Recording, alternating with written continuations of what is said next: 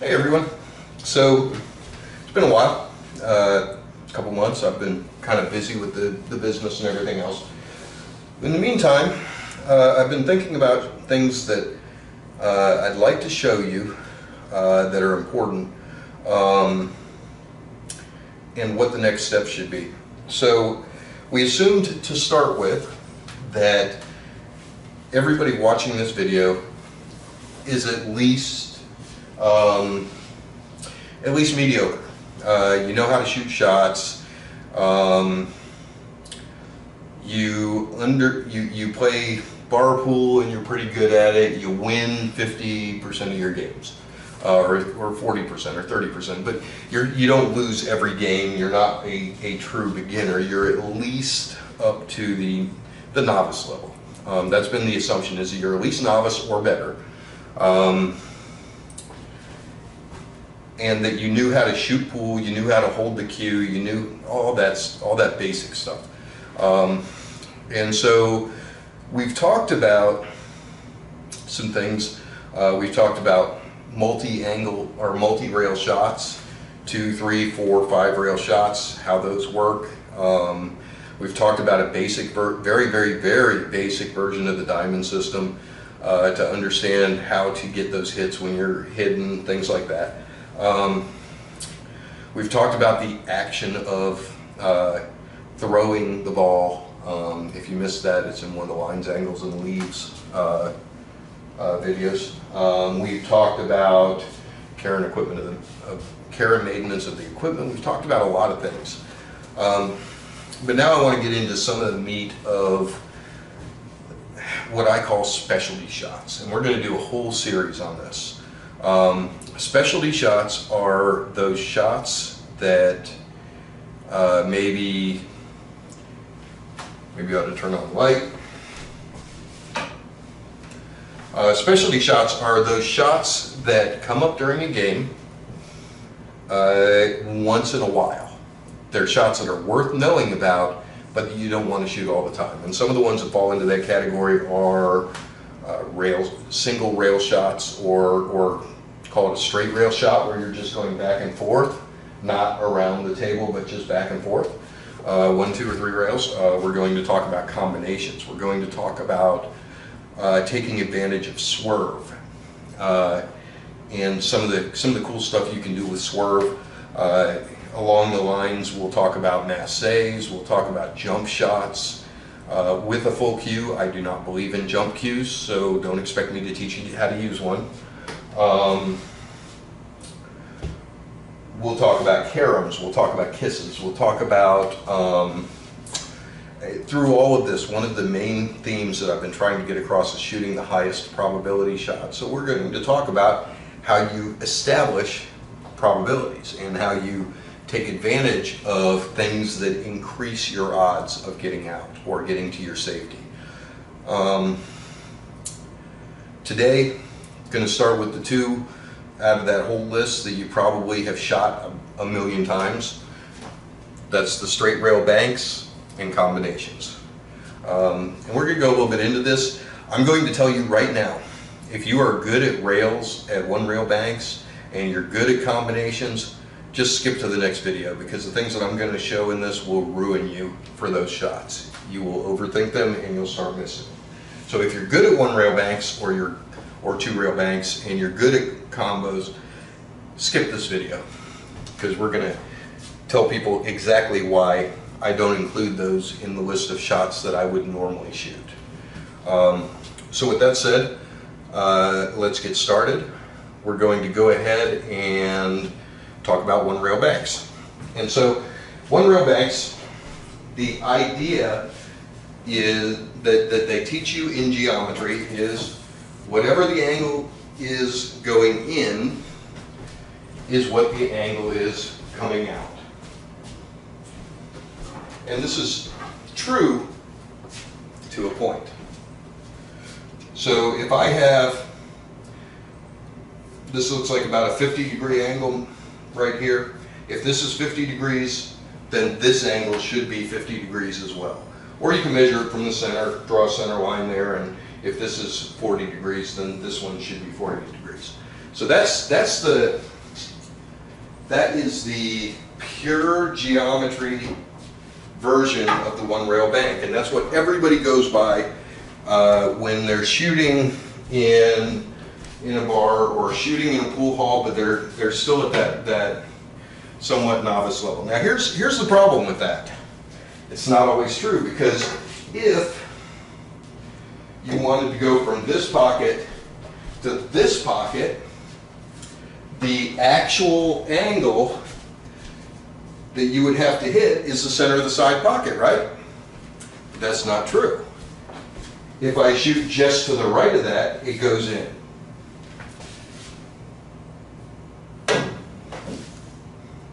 Oh, I even went too far. And we're going to talk about that speed thing here in just a second. Now we're short. So you can see the speed is really affecting this, and we're going to talk about that very specifically in just a moment.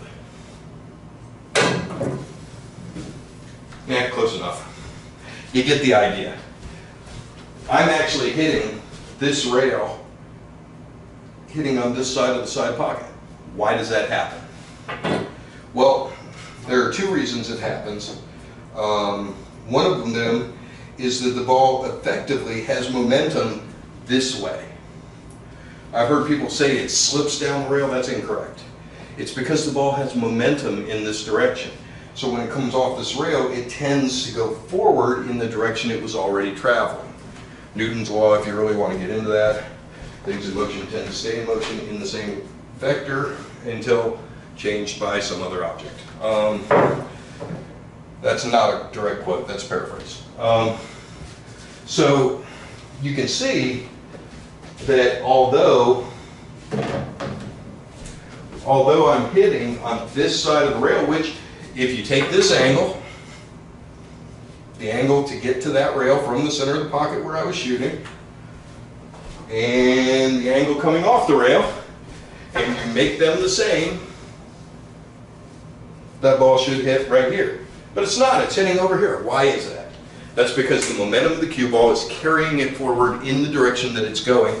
And if you have a pristinely clean table with brand new felt on it, and the balls are clean, when you hit that shot, you'll actually see it come off this rail at that angle that it's supposed to be, and then curve a little bit towards that pocket. Okay, so the beginning of that is that this idea of the angle into the rail and the angle out of the rail being the same is absolutely incorrect. And so when we're talking about one rail banks and one rail kick shots, this applies to kick shots as well, the straighter it goes into the rail, the less of that effect you get. So if I shoot it this way, I can control it very easily. If I'm shooting the ball this way, I can control that to get it to go one rail fairly easily. But there's a catch. The other part of that idea of reflection is that if the angle of incidence and the angle of reflection, which is what these two angles are called, if they're equal, or if they're going to be equal, then this surface has to be solid. It cannot have any give to it. Because what happens is when you actually shoot a shot hard enough to compress the rail, and you can see it doesn't take, I don't know if you can see, I will show you this up close in a minute. When that ball pushes into the rail, it creates a curve. So it creates a curve, and the ball actually reacts with all the parts of that curve, and also with the spring of the rail letting go. So it actually pushes the ball away from it. It's not just a passive bank, it actually is pushing into that rail, and you can see it push into the rail. I'll try and get some slow motion here in a second to show you that. What does that mean for you? That means that if I have a ball and it's directly on this line where I should shoot it straight and it goes in here, if I shoot it soft, it may go in, it may not. Again, momentum got me a little bit. If I shoot it hard, it will not even be close.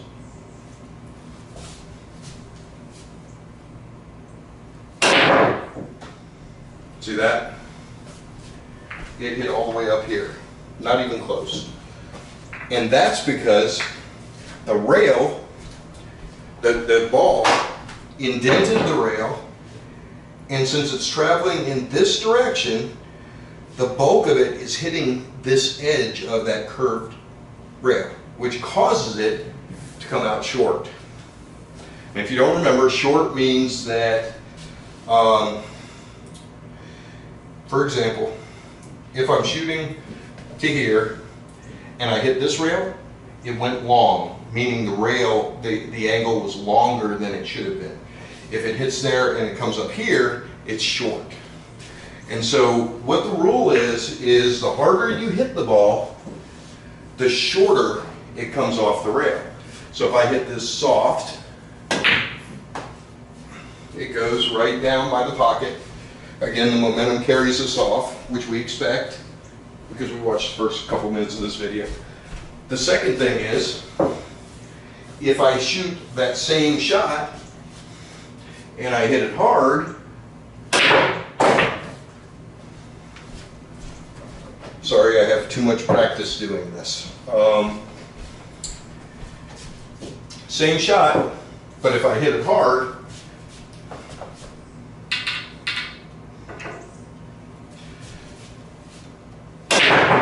it comes up short. It hit this rail first. So, in addition to that, English takes effect off the rails.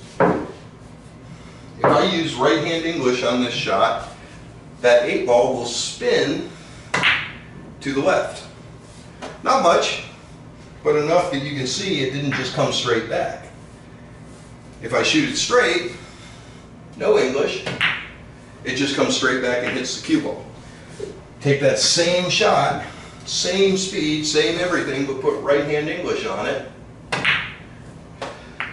and now it comes off to the left.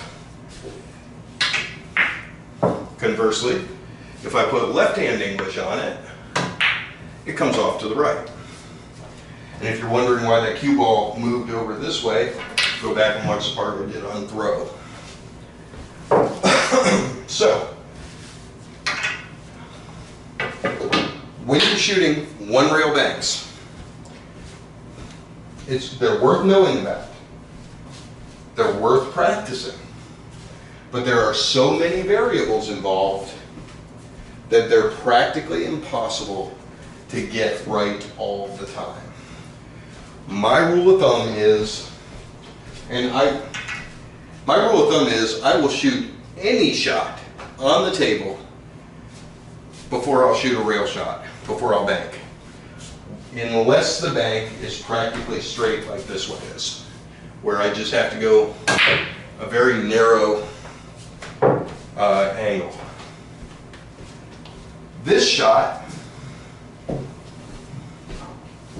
I had to shoot on the hill at the US Open in 2001. I had this shot, instead of playing safe, which is kind of weird from this position because you don't really have a good angle to do it, to split the table the way we talked about in the safeties video.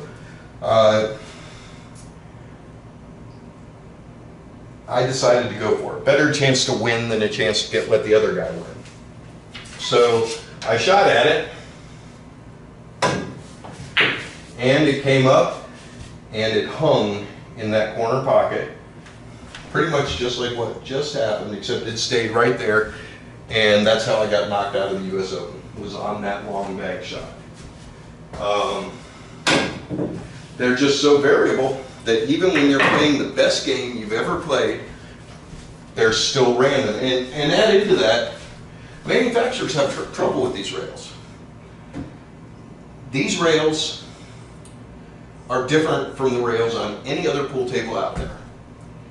And what I mean by that is, depending on how tight the cloth has been put on the rail, depending on how well manufactured the rail is, depending on the material of the rail, every one of those is a variable that goes into your bank shot, and you have no way of dealing with those variables.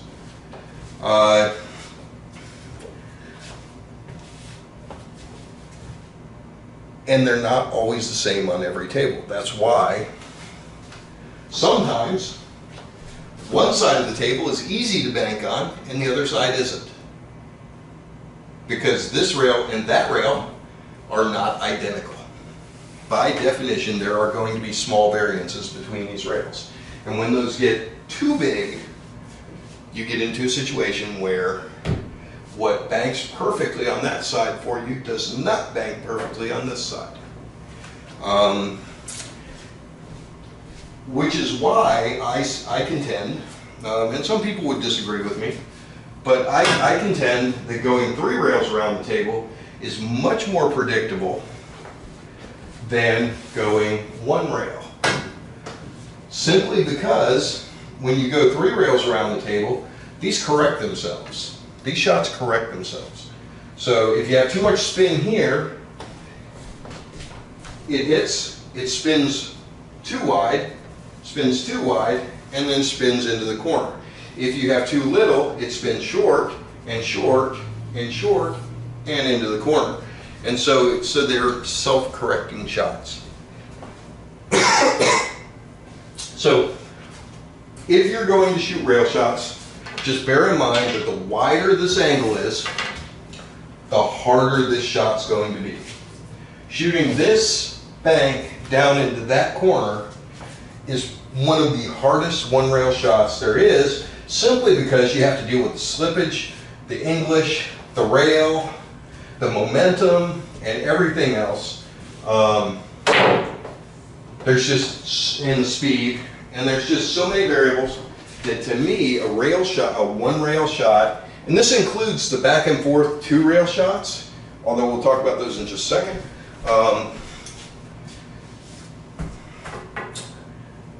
That includes those shots, and they're just very, very difficult to get all the variables right.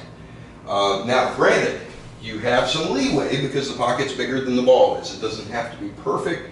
It can be to one side or the other, and it's okay. Yes, the reality is that in a game, for a tournament or for the money, I'm going to avoid 1 rail shots like the plague. I am absolutely going to avoid them unless I have no other choice.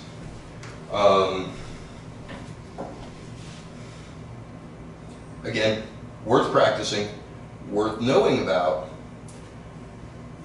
but you also need to know the dangers inherent in it and the fact that there are all these variables that have to be controlled in order to make your bank shot. And that each of those variables has the opportunity to lower your odds of making that shot.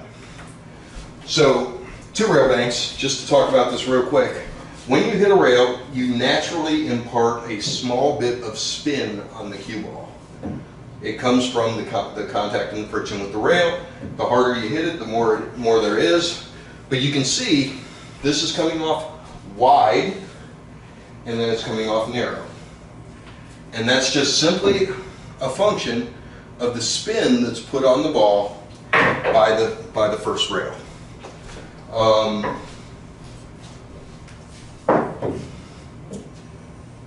You can see I'm just tossing that out. I'm not putting anything special on it. I'm not spinning it. I'm just tossing it out. Goes wide, goes short. So long and then short. So that's worth knowing about because this partially self-corrects. If you have too much spin off that rail, when it hits this rail, it shortens it up exactly the opposite amount that it had on the other side. So less than lost due to friction. So 1 and 2 rail back and forth shots, while they're doable and you can shoot them in a pinch, and if that's my only shot, that's my only shot, so I'll take it. But back and forth shots, typically low percentage, or lower percentage than the other options you have on the table. If I have that shot, I'll cut that in that corner every time. I won't even think about that cross rail bank, because cutting it into the corner is more controllable and it's higher percentage. So that's 1 rail banks. Let's talk about the combo. Okay, so combo is actually a really big subject. We're going to spend quite a bit of time on this. Combo, to define it, it's when you shoot one ball into another ball, or into at least one other ball, in order to make the shot. So for in this example, I would shoot the 3 into the 5 and make it into the corner.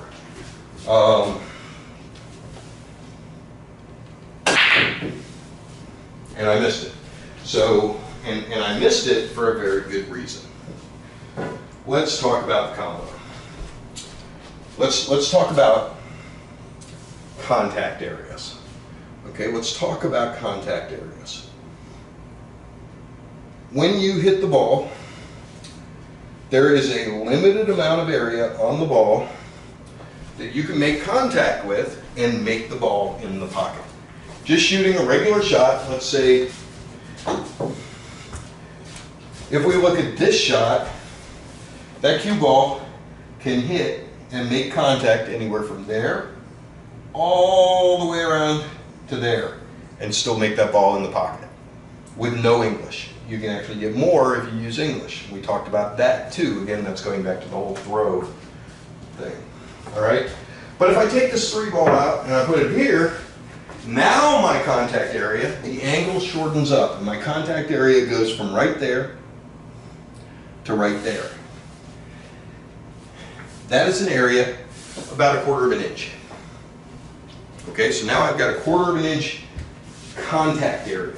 And when I say contact area, I'm very specifically talking about this area where the cue ball and the 3 ball are actually touching to make the shot.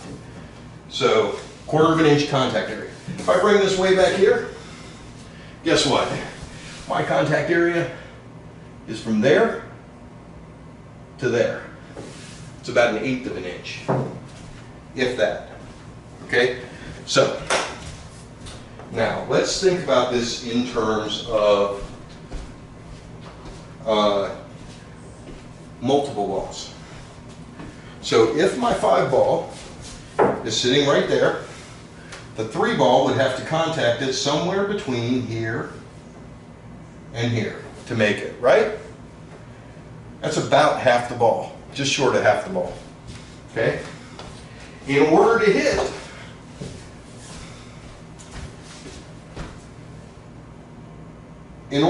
that, I can hit this from anywhere and it will go in, because the 3 is actually set up with already having contact with the 5.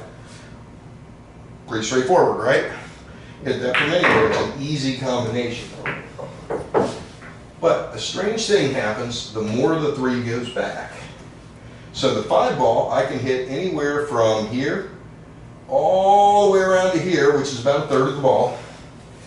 But in order to make that 3 ball hit that, I have from here to here. It's the same thing I had to make it in the pocket, right? Actually, not even there. There to there. So I have about 1/8 inch. But guess what? When I was shooting 1 ball, I had 1/8 inch shooting it from here, right? We're multiplying, or actually dividing, the distance that we have to hit the ball by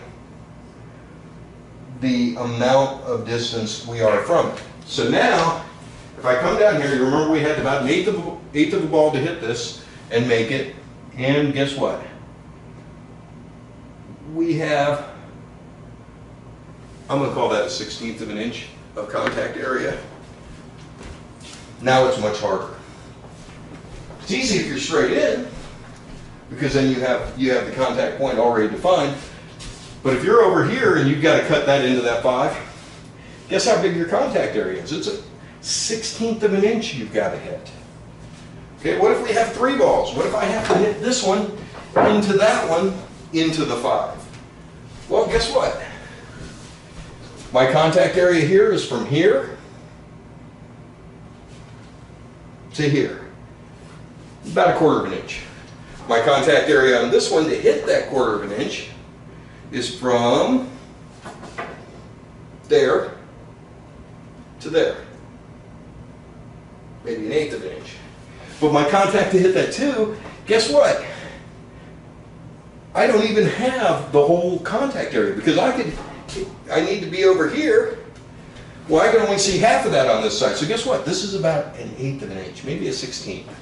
Okay? The more balls, the smaller that target area gets. Okay? So how does this come into play? 6 inches from the pocket,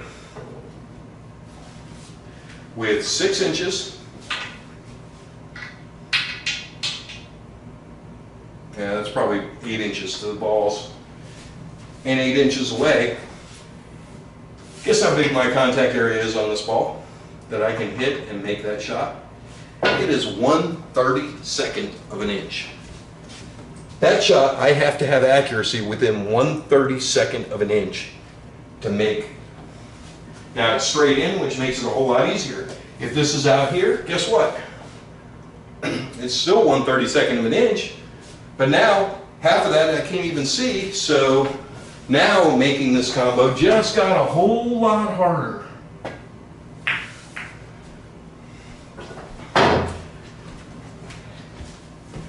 Here's my rule of thumb on combos.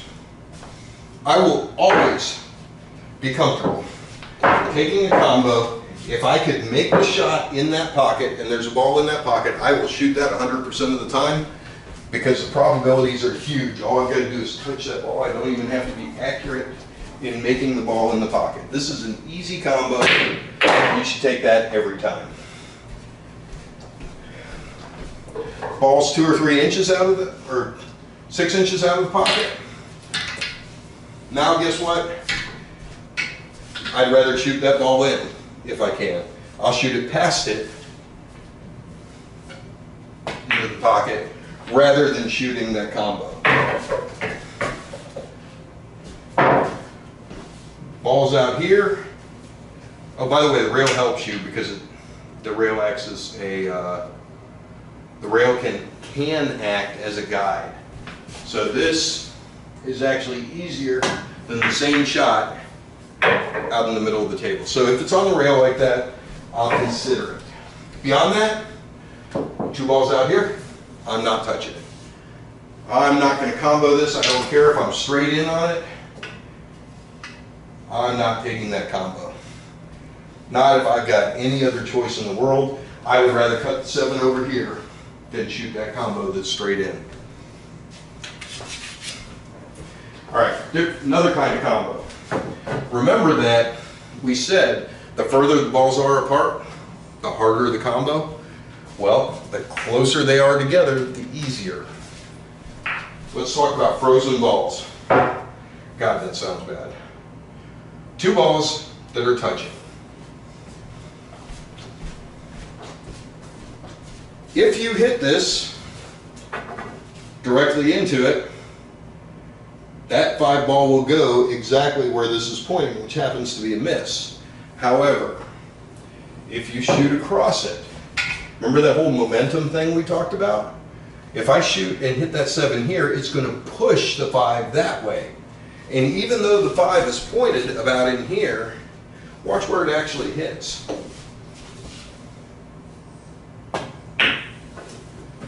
Wow. 6 inches to the left of where it was. That's a big deal to know about. That's why somebody misses a dead end combo. That's why somebody makes a combo that doesn't look like it's makeable. This is pointed right there. But you know what? If I shoot this nice and soft so it magnifies the effect, because remember, the softer I shoot, the more effect it's going to have. So if I shoot this nice and soft, came in a whole lot closer, didn't make it, but you get the idea. Now you know why I don't shoot combos in games unless the object ball is just dead in the pocket. If that ball's more than 6 inches out of the pocket, you can forget about it. I'm not going to try to combo this unless I have no other choice. I would rather shoot a cut. Let's talk about the order of when I'm figuring things out. I will shoot a cut before I will shoot a bank. I will shoot a bank before I will shoot a combo. And I will shoot a safety before I shoot any of them, except for the regular shot. So my order is I will shoot a shot that I can cut in before I shoot a safety. I'll shoot a safety before I'll shoot a bank, and I'll shoot a bank before I'll shoot a combo. So that's the order I approach these things. And it all has to do with probability of getting out from there. Of getting to my objective, whether my objective is a safety or the win of the game. So, combos, they can give you some really interesting things. I mean, sometimes somebody will break something up, break up the rack, and it lands kind of weird, and you got something like that sitting there, and you might think, hey, that 7's dead, I'm just going to shoot it. Now you know that it's going to push it this way and the 7's actually going to hit out here. You know that because we just talked about how that interaction happens. See?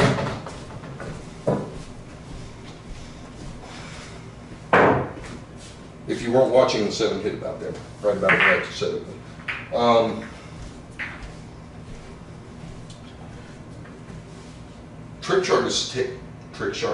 Trick artists take advantage of those momentum plays like we just talked about here, because that allows them to set up a table that looks like most of it's not going to go in, and then suddenly through some miracle it all does.